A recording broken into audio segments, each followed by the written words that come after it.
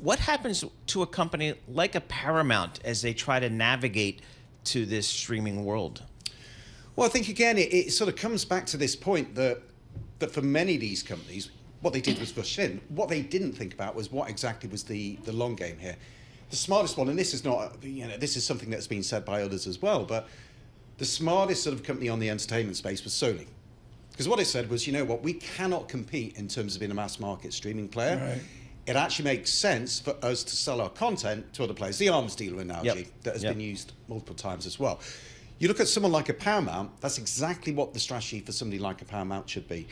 Free cash flow generation is not that great. Sorry. So, well, sell the book. I get it. Sell the catalog. I get it.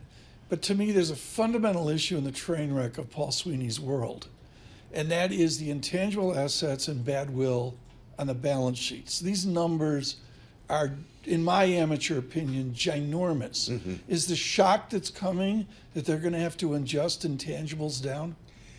Yeah, I mean, that's a great question, and the answer is probably yes. The point being, I think if you were to ask all these streaming executives, all the top CEOs of these companies, the honest truth about where they think the streaming business would go, I think they fundamentally recognize that essentially the end game is not looking good.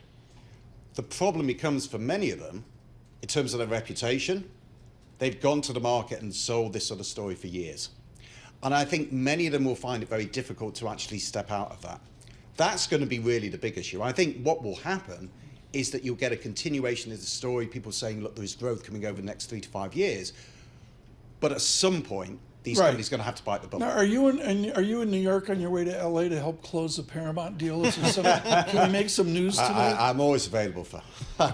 Quite happy to go there. Yeah. Talk to us about the global advertising business. I know you have a lot of experience with the big ad agencies in London, in New York here.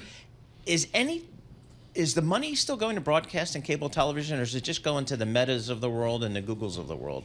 Yeah, I mean, it's a really interesting dynamics that you've got with advertising at the moment. So if you take the advertising industry generally in terms of ad spend, what we'd say is that you've seen the advertising market perform much better than expected over the past couple of years. And I think what you've had here is a vast and planned experiment over the past 2 years where companies were able to put up their prices much more aggressively to consumers than they thought. And if you listen to the conference calls from those companies, they will say probably the key reason they were able to do that was the strength of the brand. And so I think fundamentally there is a sort of realization that advertising works. Then the question mark becomes, where exactly is that money going to? And what is interesting here when you look at the numbers in terms of each, so that you look at the broadcasters had a tough 2023, 2024, the question marks, actually in Europe it started off relatively okay for the broadcasters and so forth. Is money going to the online platforms? You're starting to see the growth rate slow. Now, if you take Facebook last year, everyone said revenue numbers absolutely fantastic, great growth and so forth. That was driven by advertising revenues coming from Asia Pac advertisers. You look at it was up 30% sort of 2023, nearly double the revenue growth. If you look for North American advertisers, their spend on Facebook was only up single digits.